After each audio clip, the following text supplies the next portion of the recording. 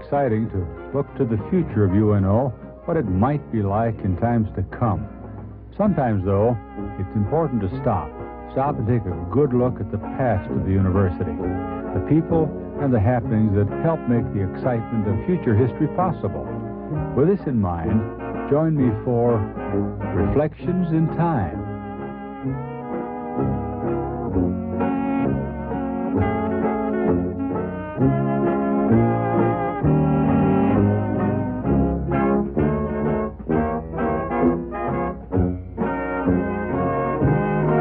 It's a warm summer day in the summer of 1986, in July, in fact.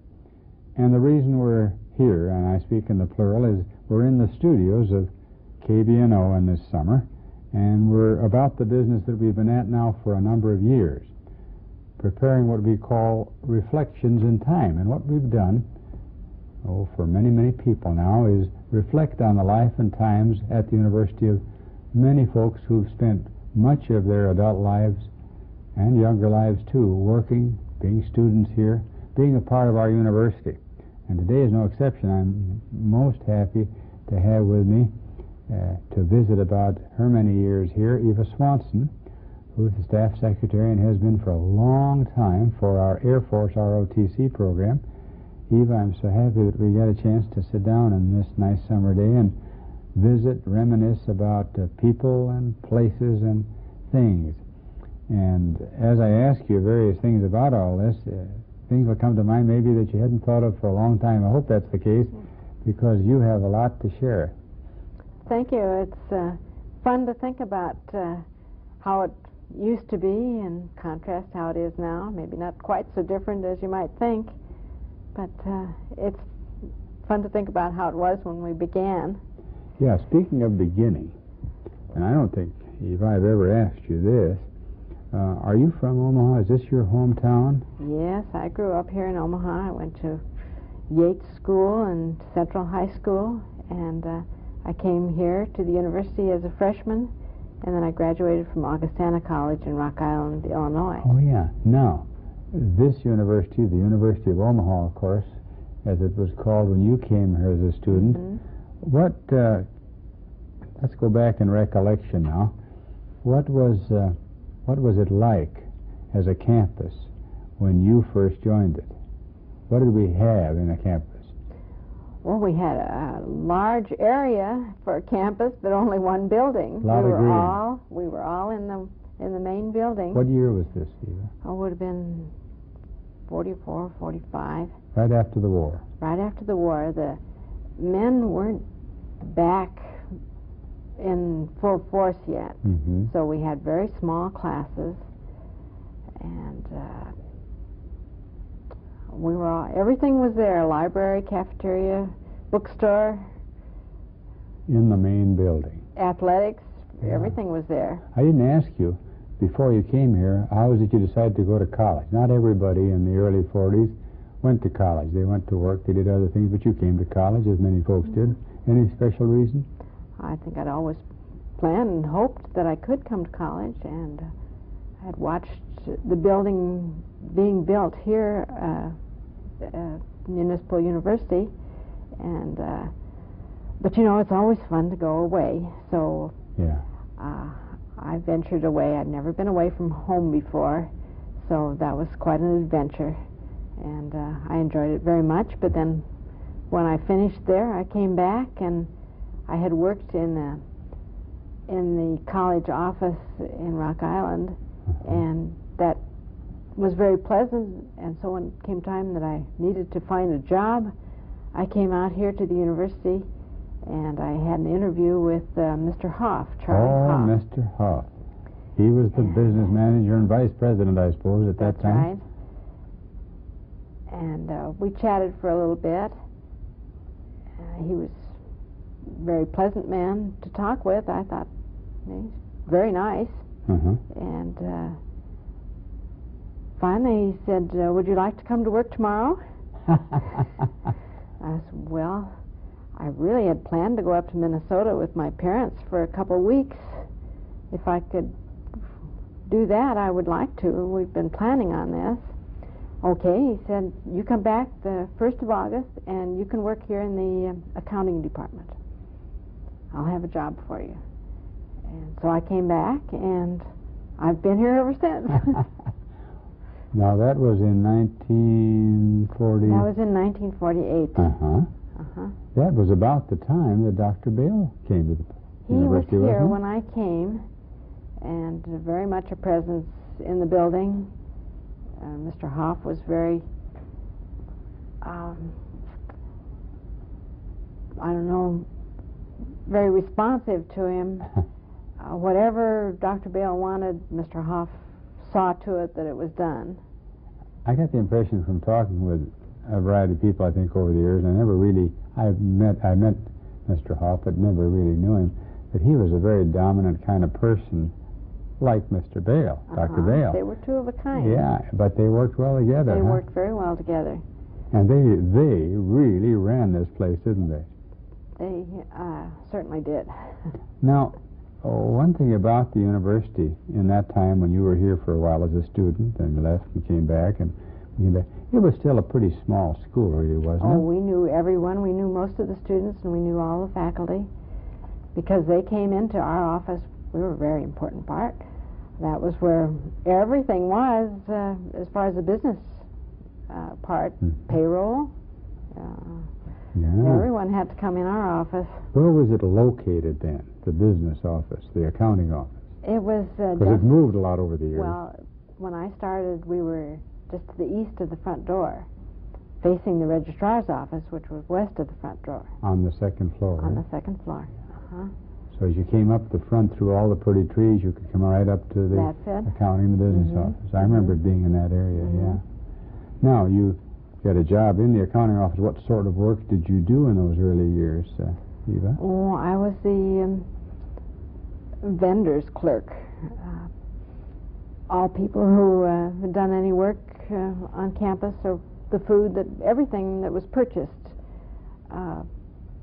came through me to be paid. The other girl, whose name was Juanita, she did the payroll and the budget, and I did the other. And we were it. There was a head man, that was Joe Dellery, and he was the accountant. So really all the financial matters of the university in terms of expenditures, that you three people took care of? Well, there was a purchasing clerk, and the Titzels were the cashiers. Oh, Velma and Paul. And there may have been another man working back there with veterans. That was a coming thing. And yes, now right after the war, that was beginning to become a very large part of our operation, wasn't it? Working with that. And then Mr. Huff was in charge of all the rest. He hired and fired everybody that was on campus. Now, he took care pretty much of staff people, then Dr. Bale himself pretty much put the stamp of approval on all faculty appointments. Speaking of the university generally in those years, the late 40s, do you remember a little about the programs? Did we have many programs? I know it was rather small compared to 1986 as we record our time together, but we had arts and science, or liberal arts as we call it, didn't we? Did we have a business school? Oh, there was certainly, yes, there was a good business school coming. There were big classes in accounting. All of those things, they just mushroomed just shortly after I started. Or they were beginning right then, because they started building the field house right away. Oh, yeah. And that moved out all the athletics, which they used the auditorium for all the phys ed classes, and of course they couldn't play basketball. It wasn't that big, but they had a basketball hoop there, and they practiced in there. They had to go to some other school to play. They played their games off campus then. That must have been a busy room. Yes, it was. And then for plays and things, they set up folding chairs, and it served its purpose. Oh, they had some good plays. Yes. So that really, the whole university was really housed academically and student lounge. They had locker space down there on the ground floor. So when you came to school, you didn't have to know what the weather was. You were inside all the time. Right. It was one of the only air-conditioned college That's right. I buildings was in just going to say that. state, wasn't They it? made, that was good publicity. Yeah, yeah. Now, about that time, I wondered, I don't think I've asked you this either, Eva. We had, when I came here in the early 50s, just a little after you did, what we call the bootstrap program. Yeah. We were starting to get, after World War II, as you mentioned a while ago, a lot of veterans and so on, and that was a part of the program. Did we, you were here as that began, and that began to bring a lot of service people and large enrollments, didn't it? Sure did. Our office was not responsible for the bootstrappers. That was handled through the College of Continuing Studies, as it's today. But when they started, of course, you always have to start with one or two people, and there were three, the first ones, and since they were military, they gravitated toward our office and used our office to hang their hats and get their mail. So we knew all of them to begin with, too. So like a home away from home yes, for the they service spent a lot people. of time in our office because they needed paperwork done, and our people could help them that way.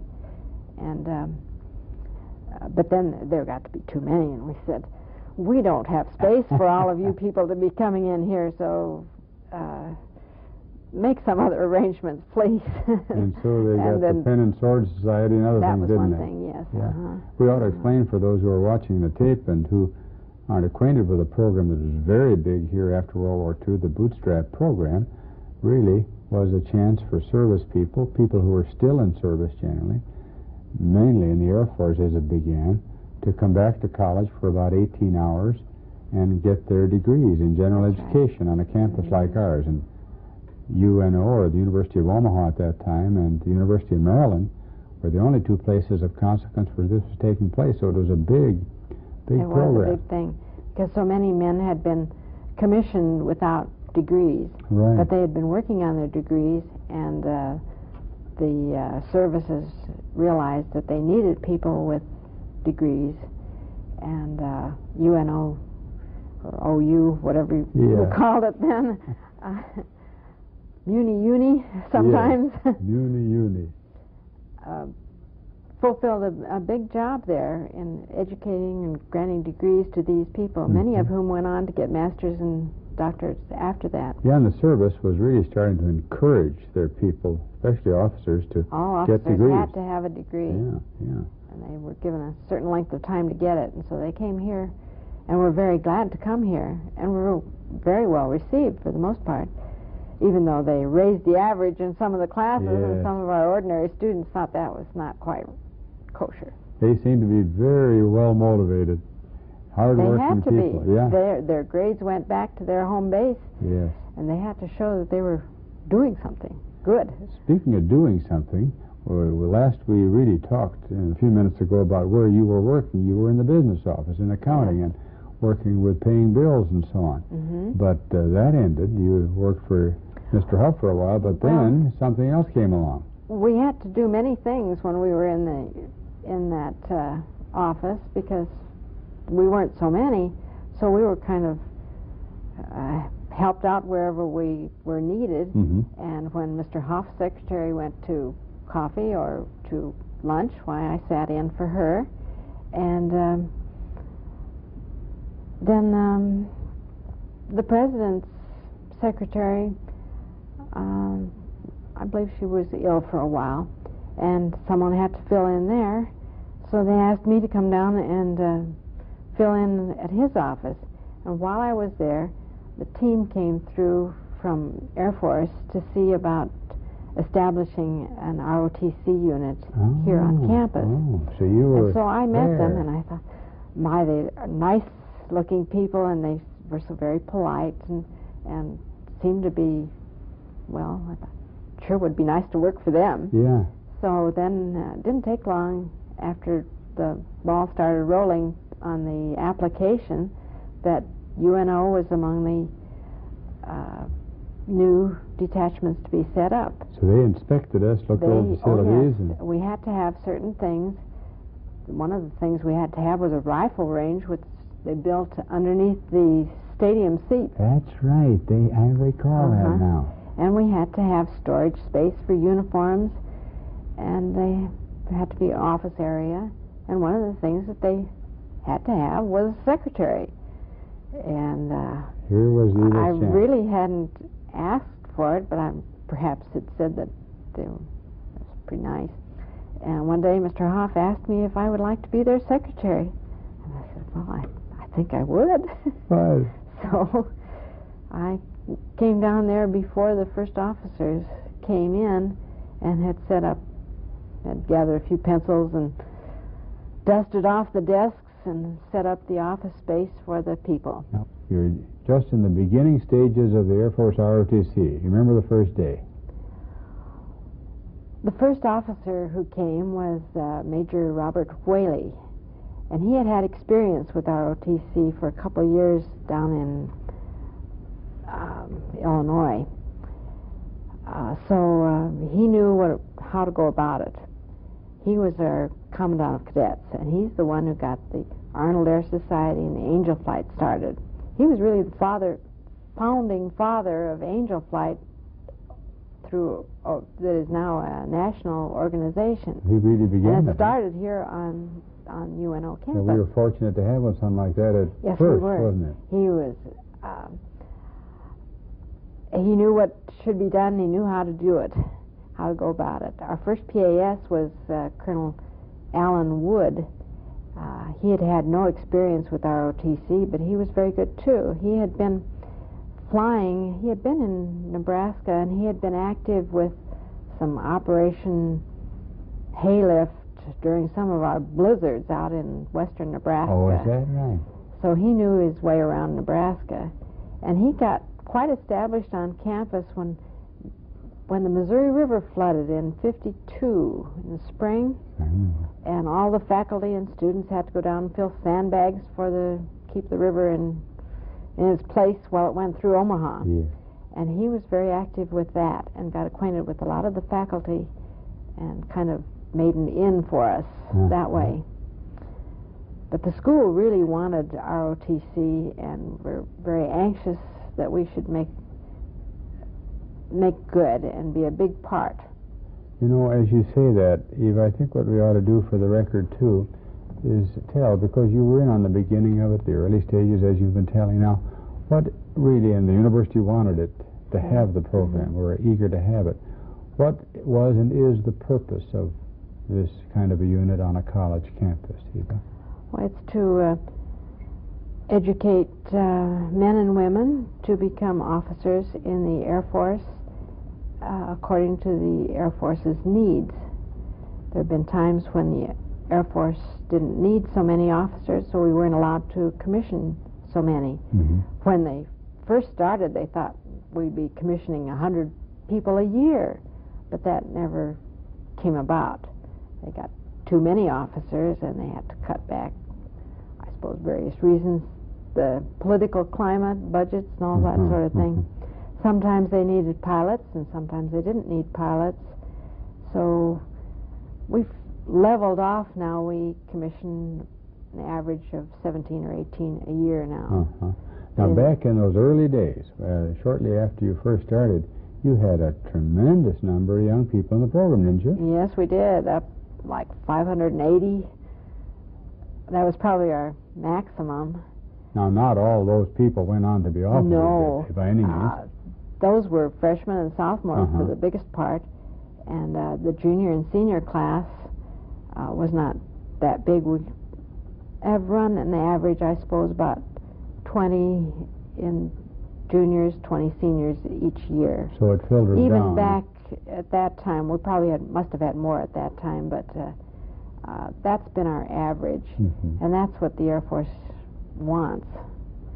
So we didn't need so many freshmen and sophomores, but it was fun to have them around because when it came time for a parade, we had a parade out on the football field and filled up the whole field. We even had our own band. Wow.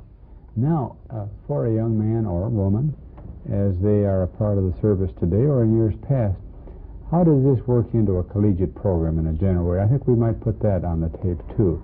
They're not just a student on campus. They get some support, don't they, to do this? They're accepted in the program, a whole pattern of things. Well, the philosophy is that there are the service academies, but they are strictly come out with the party line, so to say. Mm-hmm.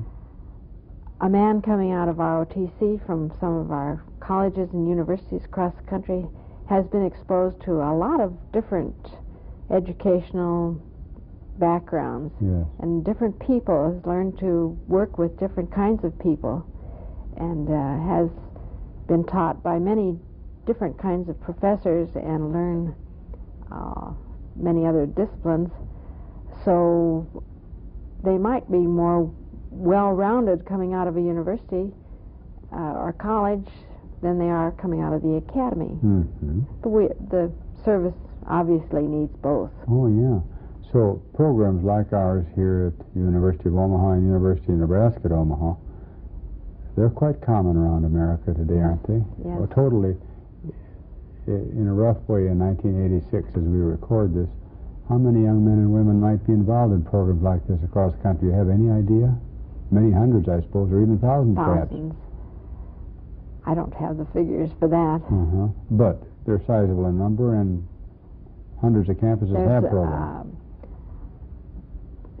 I may be wrong, but about 150 campuses have Air Force ROTC, and then many campuses also have Army or Navy ROTC. As we do here. Uh-huh. Now let's go back a little bit. As you told a little about the program and what it's all about, let's go back to people and things. As you were saying in the early stages there, we had so many in the program we could really mount a parade, including a band. That. But all these people who entered and went through the program, some graduated, and as they did, and still do, as soon as they're done properly with their program, they go right to work, don't they? Yes, they do. They go on active duty for a minimum of 4 years. Some leave after that, and some go on to advance through the ranks. Mm-hmm. I don't know of anyone so far who has reached the rank of general through ROTC. Mm-hmm. But there were many generals who received their bachelor's degree here who were in the bootstrap program. Oh, yes. Yeah. But that's something else. Yeah. Now, one of the things that you brought along with you today, Eva, was a beautiful book that I'll hold up for everyone to see generally. And this is just one of many. You've been at this now for a lot of years, haven't you, Eva? Mm-hmm. What have you been doing here, basically?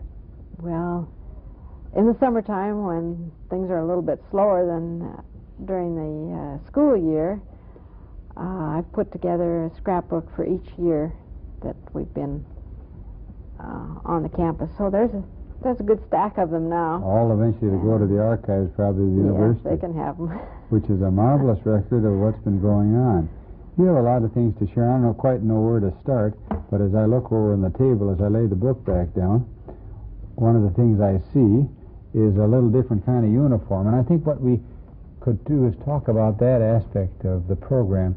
Back many years ago when I was here in my early years, and in your early years too, there was a component of all of this that was started called the Angels.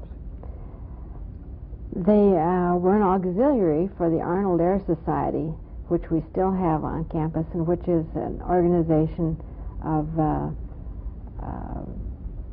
cadets who hope to be commissioned. Our squadron is called the Earl S. Hogue Squadron, and we were named, we had to pick the name of some prominent person in the aerospace world, and through Mr. Huff and the Aeronautics Association here in Omaha, probably was Mr. Epley, I think, was in that, and they researched, and they said there was a man from Nebraska who was a general, and that was Earl S. Hogue. And so we wrote to him and asked his permission to use his name, and he graciously accepted and said we could do that. His widow is living in Arkansas now, and I still keep contact with her. Now, But that was the Arnold Air Society. Yeah. Well, where you have men, you need some women. So Major Whaley came with this idea of an angel flight. They were to help the cadets, especially with their big productions like their military ball. Mm-hmm. And also it would be a way for women to learn about the Air Force.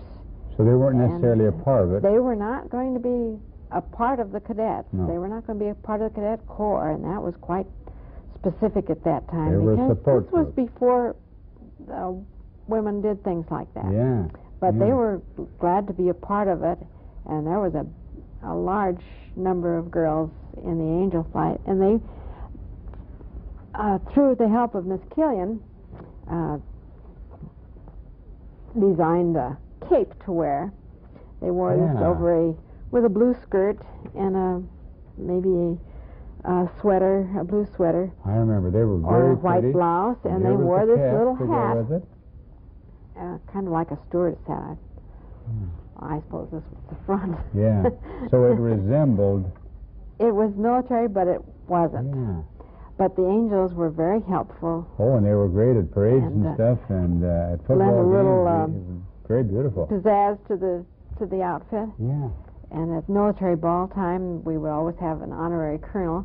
Of course, this is what they did in the high schools, too. You know, you mentioned the military ball. That used to be a really big thing, It wasn't was. We rented the Peony Park.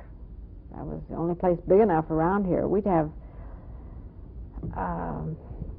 easily several thousand, 2,000, perhaps more people there. Right? And they bought tickets to see it. A lot of service people who weren't in the program would come, and related people well, and veterans. The friends and parents of the students, I think, for the most part. We had a lot of name And, bands, as I recall. Everybody in the university went, too. Yeah. Faculty and staff Oh, yeah. and students, they all wanted to go to the military ball. It was one because of we the had things, a wasn't it? big name band. Yeah. This was just toward the end of the big band era. Mention some. You really had some. Tony first Pastor one was was one. Tony Pastor. We made a mistake of paying him at intermission, and half of the orchestra didn't come back to play after that. That was a mistake. That was a mistake. We didn't do that after. No. We waited until after they had played before we paid them. Who were some of the other groups? Oh, the biggest one probably was Sauter Finnegan that we had at the auditorium. That was a big Oh, here you affair. listed them. Mhm. Some of them, yeah. We had Eddie Howard and Claude Thornhill, Uh-huh. Jimmy Dorsey Band. Probably the most attractive band, as far as looks, was the NORAD Commanders from down in Colorado Springs. So this They whole were affair was really a big production and happened, I suppose, in the spring of the year. Yes. People were met at the door by we had sabers. This was the marching unit. They called them sabers. They were precision marching, and they did an excellent job. They took a lot of prizes at different drill meets around in the nation. Well, there was a lot of in this competition area. on that sort of thing. There was. Because we had so many cadets, we could do these things. But the sabers always performed for the ball, and but first they would greet people as they came up in their cars and open the car doors, and then someone would jump in and park the car so you could go in very formally. There was a reception line, and the sabers would help the ladies take off their wraps and help them find their seats. We had all reserved seats. But the performance itself, one of the early things that we had was the Angelettes. They were the dancing angels, and they were good. It was kind of a takeoff on the Rockettes from Rockefeller Center. Precision dancing kind of thing. Precision dancing. They lined up across the whole of the ballroom floor and did their high-stepping performance. Oh, they practiced hard. And all the blisters that the girls came up with sometimes when they first had their dancing shoes on. Well, the balls certainly were a big part of the social life of the university as well as the Air Force ROTC, along with the pomp and circumstance of that, didn't we have some musical activity too?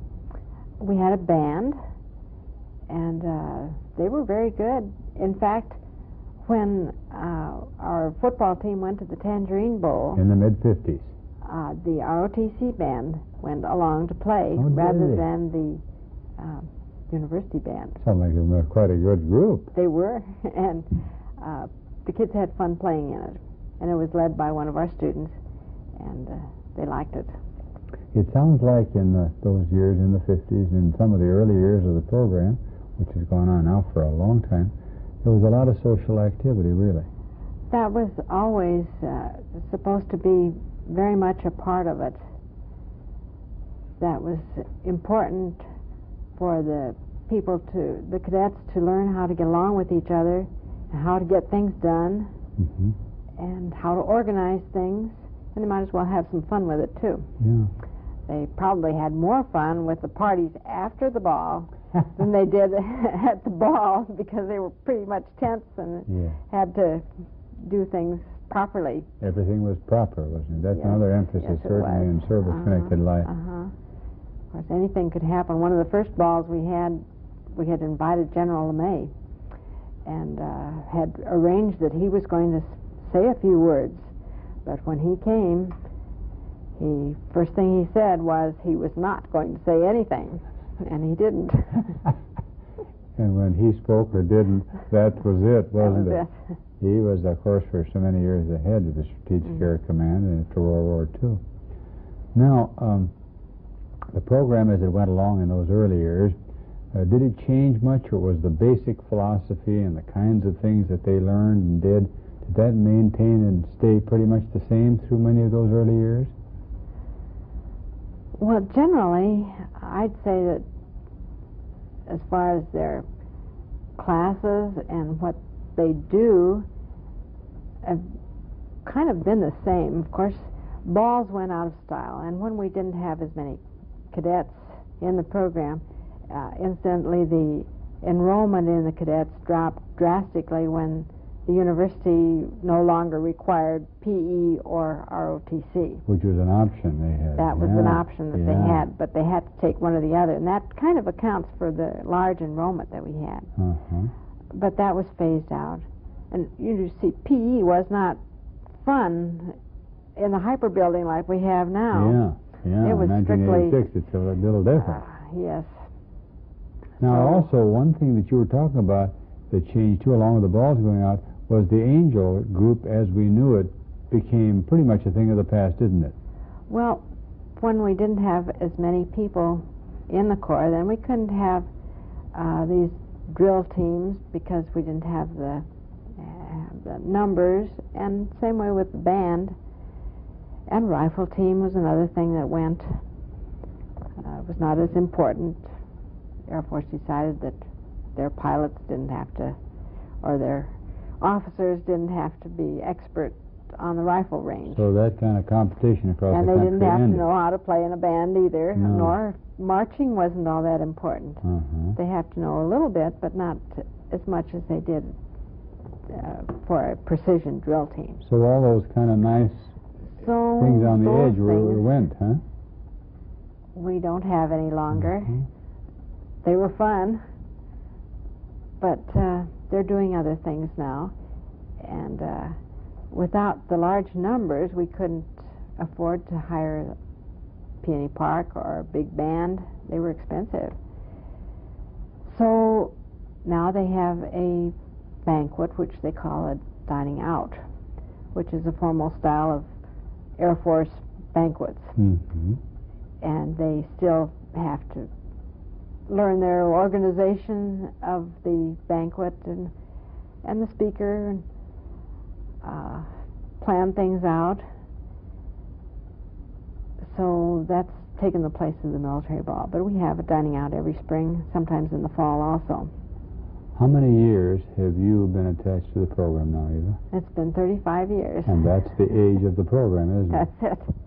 Now, in that length of time, of course, you've known and know literally hundreds or thousands of people that relate to the program. staff and, of course, the important students that were part of the program.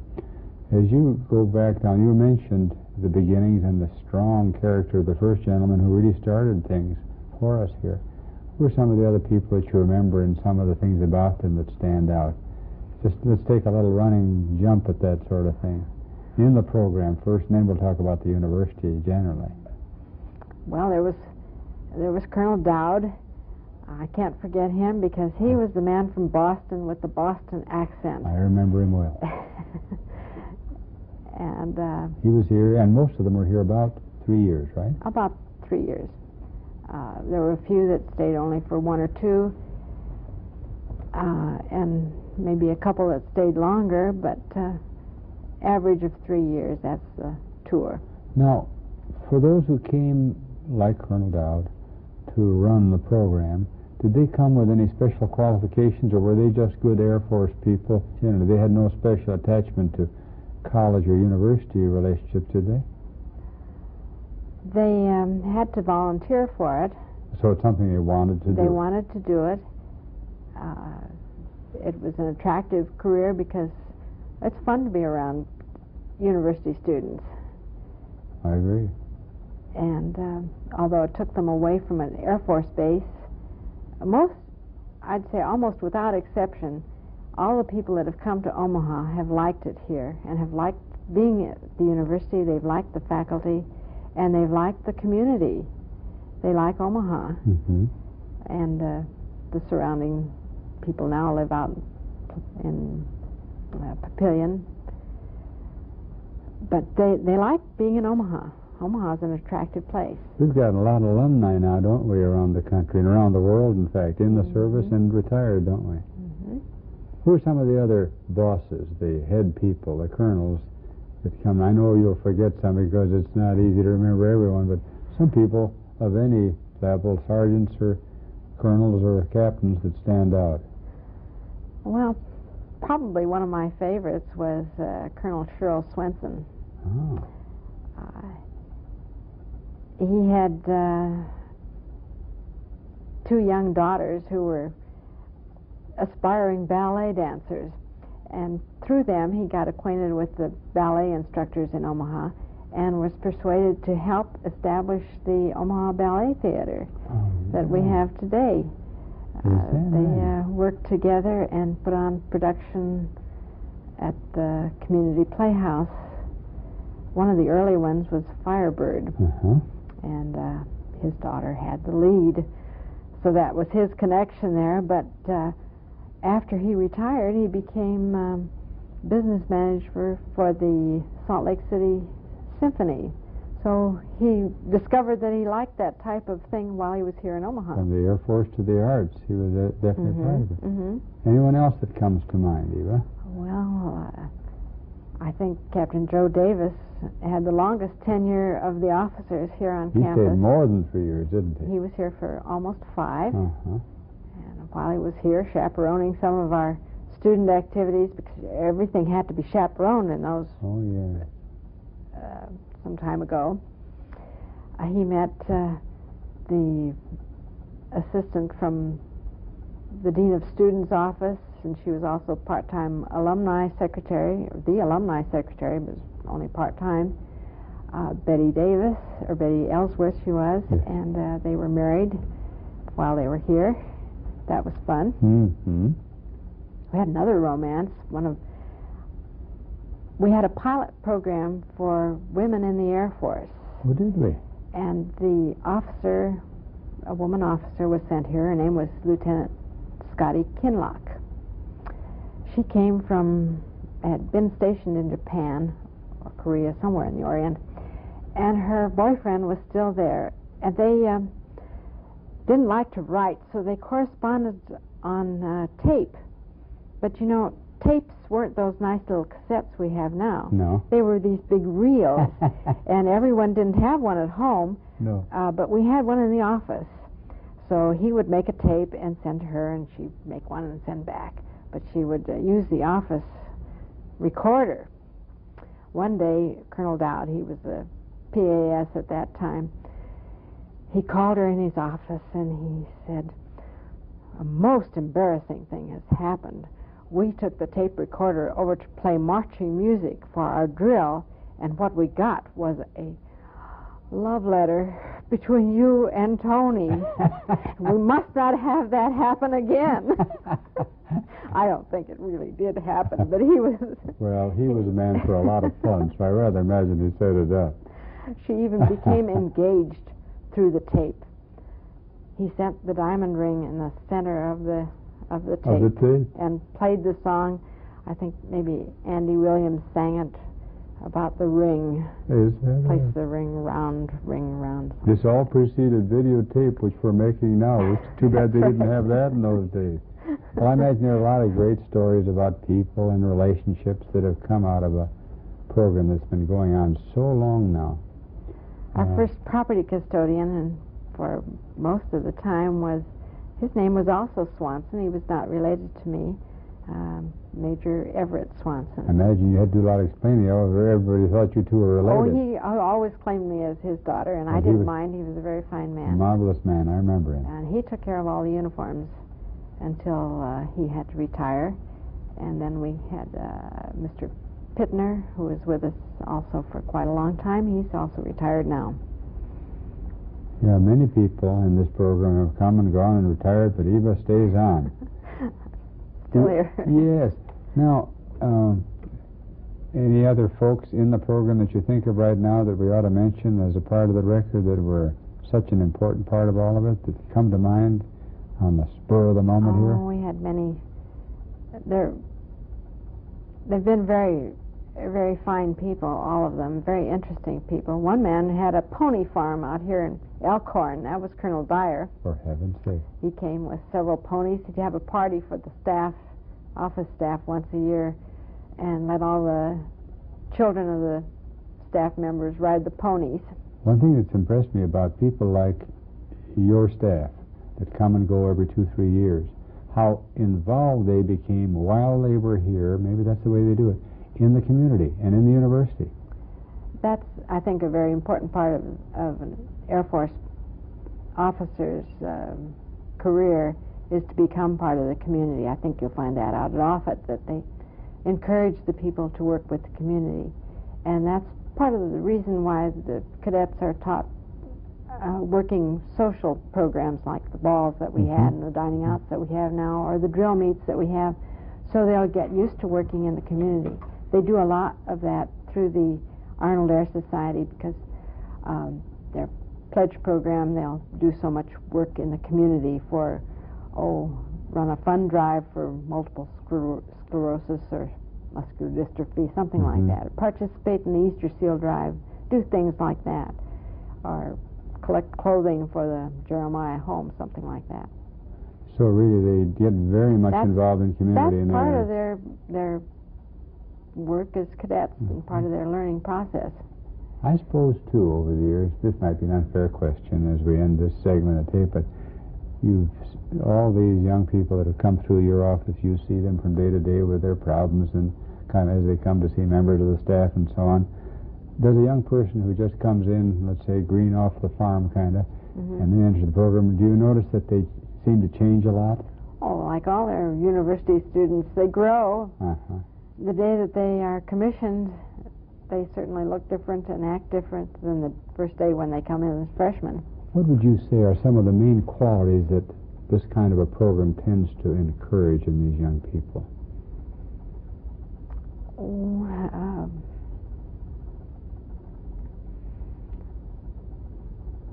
I think they learn how to get along with people, how to treat people of all women and minorities. That's an important part of their training. And, of course, the things they study are also important. They study the history of the Air Force as freshmen, the organization of the Air Force as a sophomore.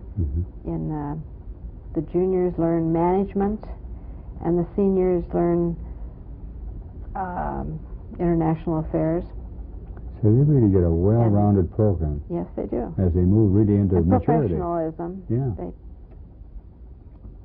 Eva, for 35 years now, or so, you've been an integral part of our university here, starting with working in the accounting area with Charlie Huff, and with Dr. Bale as in his first years as president, but with Dr. Haynes still in the area. And in fact, I think you did a little work for him. Well, over the years, you've known not only in the ROTC program, Air Force ROTC, but in the university generally. You've known lots of people. And I'd like to have you share on this tape some of the people who you think were important and some of the things about them that you recall, which a lot of people who may look at this tape, they didn't know them and they want to know more about them. Let me just give you a name and you can pick up anybody else. You mentioned earlier, let's talk about Charlie Huff. What was he like? Vice president of the university, integral part of the whole operation. He was a very demanding man. He didn't want anyone working for him who didn't do their job and do it right. And wasn't slow to tell people if they weren't doing it right, and probably wouldn't keep them around very long if they didn't. But he was also very good at knowing people and speaking to them, as was Dr. Bale. You know, Dr. Bale knew everyone's name, and people respected him for that. And it was the same way with Mr. Huff. He was well acquainted with the cafeteria people, with the buildings people, and proud of what they did. And when Dr. Bale was king of Exarban, we had a big party at that time, and our cadets were part of that too. The morning after his coronation, some of our cadets went to his home and escorted him over to the campus, where they had set up a throne in the shack out behind the administration building. Escorted him, and of course their main idea was they were going to have a holiday out of it. Sure. But then a couple weeks later, it was the king's position to have a big party on campus, and he asked the Sabres if they would meet the cars and help park cars and escort ladies into the university. And that was a big party that day. You were really starting, as you described some of those memories, Dr. Bale. Mm-hmm. What is your favorite memory of him? And you were with him for a long time too. He was very proud of the ROTC because he had been instrumental in getting it, and was always promoting it, and was with us for all of the balls. He was with us for most of the parades that we had, and on the reviewing stand. And we appreciate today too that the administration has continued to support ROTC. All of the presidents that we've had since Dr. Bale have always been very thoughtful of the ROTC and tried to be with us as much as they can. Things have changed. They can't be at everything any longer, but when Bale was president, he went to everything. That was just the way he operated, wasn't it? Well, he couldn't today because there's too much going on. Yeah. With that in mind, as we sort of wind up our reflections here, are there any other people, first of all, that you think of that you'd like to mention that really had an impact on the university and in your own life as you were a part of our staff here for so long? I think of one name that comes to mind that I think we both think well of, Harold Kefauver. Yes. A remarkable man. He certainly was. The administration building has changed by filling in the little courtyards that we used to have. And when Harold had his office in that building, he would drive up his car and park it in the courtyard there and then come in that side door. So he had a small place to wheel where he could come in his wheelchair. And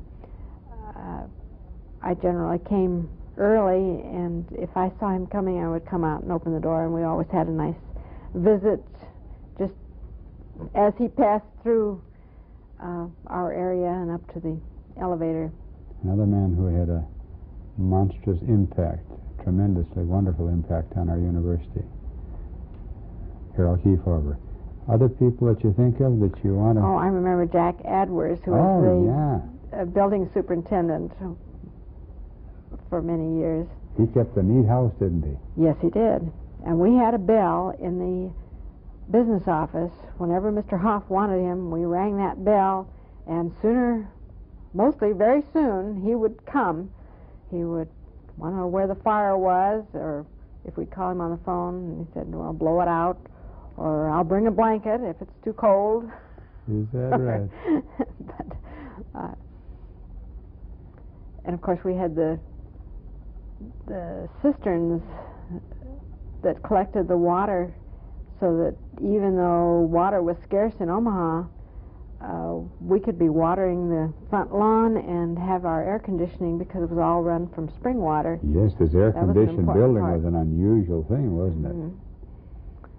And Jack Edwards had been around when the building was built, so he knew where every pipe and board was in the university and could take care of a lot of things. Speaking of pipes and boards and people, you've been here all these years now. Have you noticed, in a general way, I know we're merged now with the university system, any changes of major nature, or are things in many ways kind of like they were when you started, or are they a lot different? Well, of course it's grown. Yeah. That's good. And I think it's kept its nature of being an attractive place when we get over the growing pains right now of all the construction. Yeah. But I think, and I'm really proud of it and glad to see that they're keeping it nice with trees. And we were so proud of those trees in the front. But I think it's going to be beautiful again, and it is. There are many beautiful areas now, and the university is a place for Omaha to be proud of, and it's a nice entrance into Omaha as people drive by. Eva, it's been just great to have you visiting with me, and I want to thank you for all your many years of devoted service to the Air Force ROTC program and also to the university generally. And thanks for taking time to visit with me and sharing your reflections. Well, thank you. It's been fun to recollect. This, as I told you in the early part of our tape, is the summer of 1986. We're here in the studios of KVNO and Channel 26 and the university television operation. And we've been visiting for the past hour or so with Eva Swanson, who in this year we record, and still hard at work, has been the staff secretary for a good part of her 35 years here at the university. We thank Eva, and of course we thank every one of you that's taken time at the Alumni House or over at the library to dig into the history of the university by looking at this particular section of Reflections in Time.